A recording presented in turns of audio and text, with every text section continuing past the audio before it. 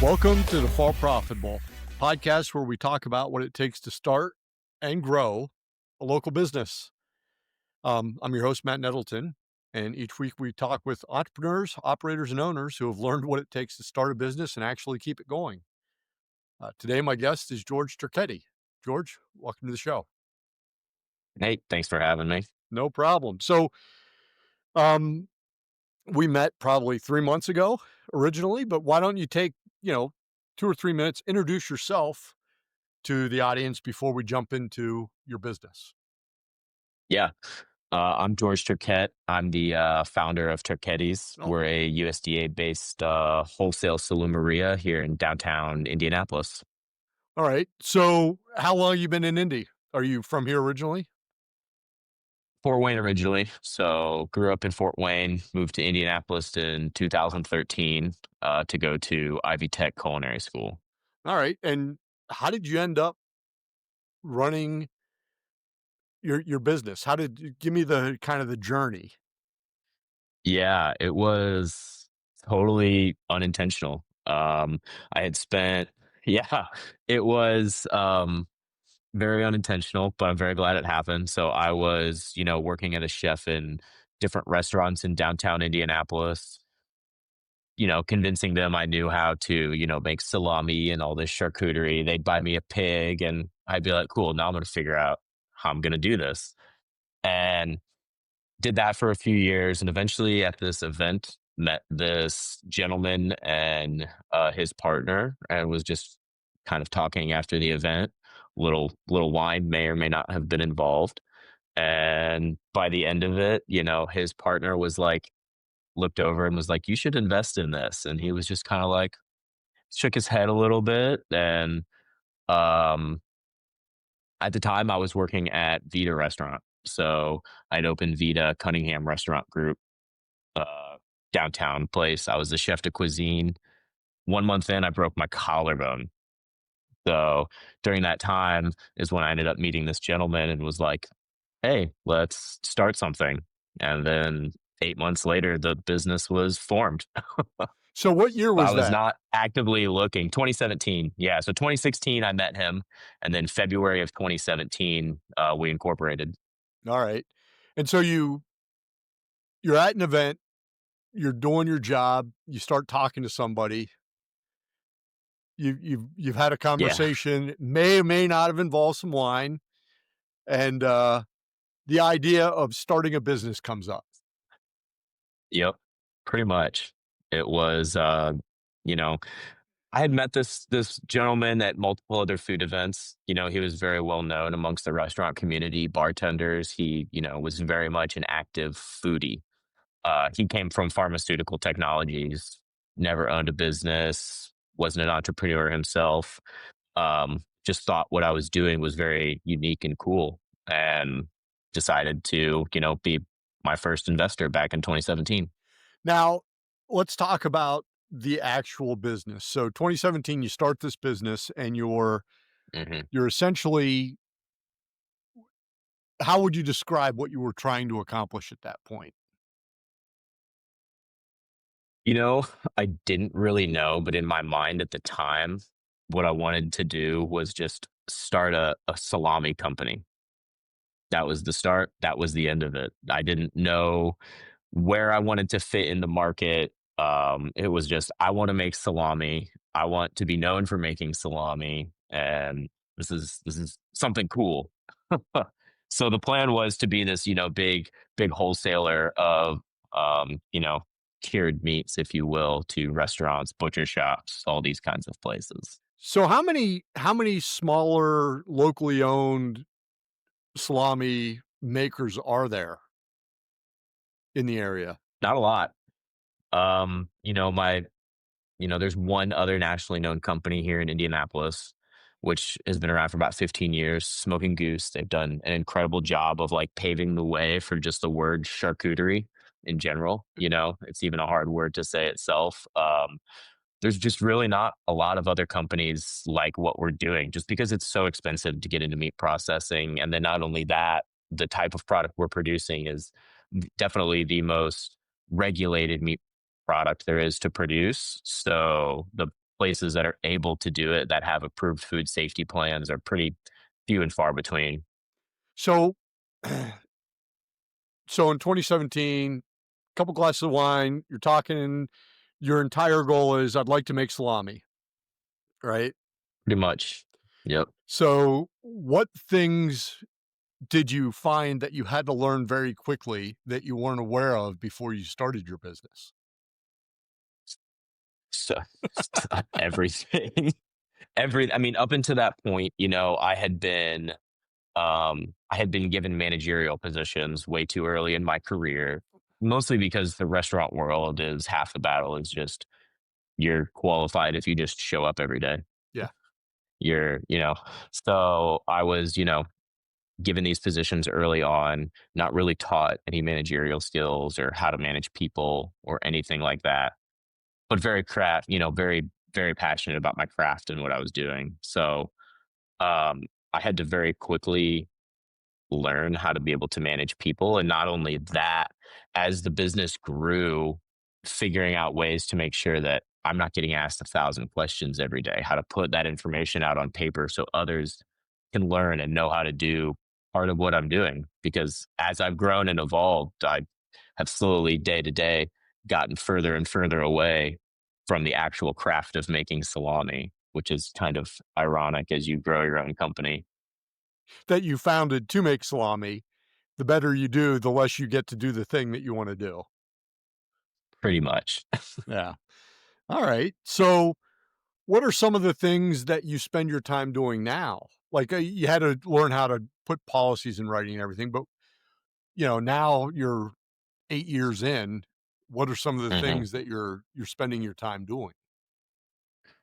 Yeah, spending a lot of time, besides just training new production staff because we just had a whole new team start about 2 months ago. So, getting them trained, they're working without me now in production, which is awesome. Things are moving smoothly. But I'm in sales now a lot. So, I'm doing a lot on the sales side of, the business, and then we're also doing fundraising as well. So, I'm just spending a lot of time growing the business, meeting people, working on, growth of the company essentially, where before I was in the trenches, owner operator, you're not going to scale as fast as you're doing, when you're actually doing the thing. Yeah, you're not gonna scale at all when you're actually doing the thing, actually. That's the that What I did the last 8 years was just, the restaurant and everything we had was great, but we just were never able to scale wholesale. yeah. And so wholesale is now your focus? Solely, yeah. So we when we opened our space originally in 2017, it was just to produce salami, but it was an old restaurant space. So my background in restaurants, we decided in August of 2018 to open a restaurant that turned into weekends only, becoming 5 days a week, 7 days a week. Oh, now we have brunch. There's 100 hours. There's almost 30 employees. Um, and then the pandemic hit. So we pivoted, we closed in September of last year, our restaurant, and decided to get out of that lease. It was 10-year lease. So we're just at about the end of it. Found someone to buy all of our equipment, take the lease space over. And now we're in a solely dedicated USDA meat processing facility. So no more retail. Alright. So, with all those changes, do you still have a passion for the salami business? More than ever, I do now. I found myself losing the passion because I was doing other things that I didn't like as much, like running a retail business, running a restaurant, managing restaurant employees. I learned a lot in those 8 years, which I think is spectacular. Setting me up for what I want to do now going forward. That experience, um, priceless, really. Well, I know a number. It costs a number to run a business, but uh, you know, priceless, right? Essentially, I got to learn a lot about, managing people, how to, learn the finances in and out of the business. So, I'm connected to the business in a whole different way than, I was the first 2, 3 years of running that restaurant. Yeah. So, when you think back, you've said it a couple times. In order to scale, we had to change, right? I had all these things that Mhm. lugged me down and everything. When you think back to the things that you've really caught on to, what what are the kind of lessons that somebody in 2017, you back in 2017, trying to explain what you want to do? What are some of the lessons that you would share so that the next George doesn't have to learn them the hard way? Yeah, that's a really great question. For sure is leaning on others where everybody has a skill set that complements yours. You got to find those right people. They're out there. So being able to find those people who really know what they're talking about and lean on them, not believing that you can do everything yourself, because I very much had that mentality early on, was like, I'm gonna do this myself. I'm gonna do this myself. And suddenly you find yourself, frantically treading to keep your head above water. And it becomes really not fun really fast. So what I've really learned in this new George, new business, new growth, right? Since the restaurant's closed, is I don't have to do everything myself. There's people out there that can help me, whether I hire them as consultants or W-2s or their advisors. Um, Really being able to lean on other people is something that I wish somebody would have really beat into me at an early age. But I mean, I started the company when I was 25. Very immature kid back then. Oh, but things have changed, right? You're much more mature now. Yes. Yeah. Yeah. Yeah. All right. So when people come to you, and I'm sure this happens, I think it happens to every business owner, but when friends come to you who like they're a cog in the machine at a big mega corp and they're like, "Hey, I'm thinking about starting my own business." What type of advice do you give them? Yeah. Another another great question. First, if somebody's not passionate about something, it's like, why would you do this? Because if you're going to start your own business and you're not going to be passionate about it, starting your own business is already hard enough. If you're not passionate about it, that's just going to make it 10 times harder and that much easier to just give up and say, you know what, forget this. I'm going to go back and work for somebody else. So if you don't have that passion, I would automatically just disqualify, somebody. It's just, um, and that's something I've had from day one, and when I wanted to close my business was at the end of the restaurant there when I, was losing passion for it. Right. Um, and not only that, it goes back to the other thing. It's like, make sure you have, don't try to do everything yourself. Find people that can help you. There's people out there that want to, whether it costs you money or not. There's always somebody out there that can help you. There's always somebody out there that knows what you don't know. Um, and so I always am trying to be learning. I'm always trying to learn, more, right? But at the same time, I can always learn from others and reach out and make problems solved a lot faster than doing it all myself. Yeah, I think that's one of the things that's been a pretty steady theme is nobody has time to make all the mistakes on their own. And so you've gotta, like, steal other people's mistakes and, like, I don't understand accounting, my accountant does. I'm good with that. So, how I much of just got an a accountant like a year ago. Oh, really? Yeah, well, yeah. So the 2 things that you should not save money on as a business owner are an attorney and an accountant. You gotta have both of those kinda wired in. Absolutely. So, Yes. Yes. yeah. So, wait, how much wait, episode 153, I think 154 maybe, and one of the things that Mhm. we talk about is there are 3 things that everybody says you should have as a business owner when you start. The first one is they're like, "Oh, you need to have a solid strategic plan." So if you think back to 2017, how much of a plan did you have when you started? I feel like, I had a pretty in-depth business plan built out. I didn't understand a lot about the market, and I was more food service focused back then. So I feel like if I look back on it now, it's the only thing I'm, kind of being like, "Ah, that was not a great idea," was, the path that we were going to take. Making salami is a great vision. Being able to do what we want to do is great, but, um, I think I was pretty focused back then. just in a different direction because we wanted to sell to restaurants and I was a chef and a lot of my decisions back then as, a young kid were really kind of driven by like, is this going to get me notoriety? Is this going to get me recognition? Instead of decisions being driven by business goals, financial, stability, things like that. Um, yeah. Yeah, okay. So so it sounds like you had a plan. It may not have been the most accurate when you look at where you wanted to end up. Is that fair? Yeah, definitely. And, we didn't s- like, we didn't sign an operating agreement, me and my first partner. So that also just made things just get messier down the road. Not having the money as a broke line cook who's, and somebody's like, hey, I'll give you $1 million to start this meat company. I'm not like, yeah, let me go get my attorney. Uh, so Yeah. Yeah, well, hopefully so you had no operating agreement, but you at least were a 50-50 partnership so that you could argue without actually being able to settle it, right? it didn't end like that, but it's a long story. Yeah.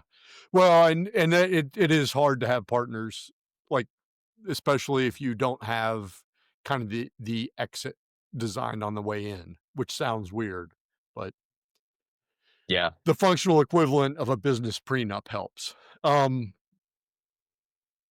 the second thing everybody talks about, and you kinda hinted at it there, is you gotta have, you know, financial reserves. You gotta have money saved up so that you can and most business owners, in fact, I think out of 140 some that have talked about this, I think maybe 3 are like, "Oh, yeah, I had savings." I'm assuming that as a broke you described yourself as a broke chef. You weren't sitting on a big bag of magic cash that you could get you through the hard times. No, No. no way. And, my initial investor over time put in, just shy of $1 million, but it wasn't like a big check at one time. It was like, hey, here's a bill. We have $4,000 to pay for this bill. Okay, he's going to move money over and then I pay it. Right. So it was like pieced together at a time. There was never a reserve in cash. We do now. Which is a whole different feeling. It's you wake up feeling way different. Yeah. Alright. And then the final thing is, so you have a plan, you've got savings, and then you have a clear understanding of the market that you're selling into. Yeah. Yeah, something I paid no focus or attention to, as a 25-year-old entrepreneur. Back then I was seeing all these other successful companies and, a lot of decisions again were driven by like, how many likes am I going to get from this Instagram post? Is my page going to take off? It was pre TikTok and I still don't get into like the videos and stuff like that. But I mean, social media was still a big driving factor of a lot of decisions back then as Yep. like, are people going to recognize us? But did I really understand the market? Did I understand, truly what my cogs were? Did I understand, how my product is positioned against others in not only terms of price, but flavor and packaging and all of these different elements that, took me 8 years to really figure out. Yeah. Alright. So, it sounds like you did those things, which is better than most people. Like, you did the planning, you looked at the market, you just the plan itself was flawed, but you did the process. And your Yeah, understanding of I the think market so. was flawed, but you actually did the research. Is that Yeah, yeah, I would say so. My dad taught me that stuff from a young age. He was a serial entrepreneur. So I always watched him start a new business and build it and stay or leave or whatever. yeah, He probably did that 5 times in my lifetime. that's awesome. Alright, so let's close on this. So, if 2025 George could sit down next to 2017 George and say, "Hey, listen, you're starting the business tomorrow morning, right? And by the way, everything turns out fine, but tomorrow when you go in, tomorrow when you wake up, as a business owner, here is the first thing that you need to focus on." What's that first thing? For me, it's gonna be getting everything out of my head and onto paper so everybody else can operate as smoothly and with the same understanding that I have, because what I do isn't something that is taught in schools, or, it is a fermented, not heat treated pork product, right? So a lot can go wrong. We're shipping it nationwide. You can kill people if you're not careful. So being able to put all these processes down so my life is a little easier and smoother, as a business owner, because those first few years were so hectic. I was just doing it all the information was in my brain. So really, really putting it out there for other people to be able to understand what I understand is super important, not gatekeeping that information. Well, so you describe it because it's like a food safety thing to you. Yeah, But the reality is getting it out of your head and getting it on paper allows everybody else to understand what it is they're even trying to accomplish. And that's a huge value because you have the vision, but they've gotta go execute. And if they can't see what it is that, from a tactical or strategic level, anywhere in the middle, then they're not gonna be very motivated to show up and keep going. So, exactly. And, I always want to know when I'm doing something, I want to know why. Like, I just don't want to know how to get to the end. I want to know why every step is happening. Like, right. okay, we're fermenting at this temperature and humidity for 3 days. That's cool. But why do we have to do this? Not just telling people, here's what you do, but here's what you have to do, and here's why and how, and everything else about it. And it just makes, at least for me, and I think a lot of other people that learn the same way I do, it makes the job just a lot more fun. Yes. Yeah. All right. Any other tips for new business owners, somebody that's thinking about being 25-year-old George? Raise twice as much capital as you think you need. Especially initially, always be careful of the dilution and look at that, take that in consideration. But whatever you think you need, definitely double it. Well, that's it. Yeah, I think that's been a pretty steady theme. Whatever you're going to do, it's gonna take twice as long and cost twice as much. So, For sure. yeah. All right. Well, George, thanks for being a great guest. Yeah, thanks for having me. This is fun. No problem. So as we wrap up, um, as and you're listening, there's 3 ways you can help us. Hit subscribe, leave a review, share an episode. If you wanna learn more about George, his business, or where you can find his products, go to the show notes at defaultprofitable.com. And until next week, for those of you that are out there, keep working, stay profitable.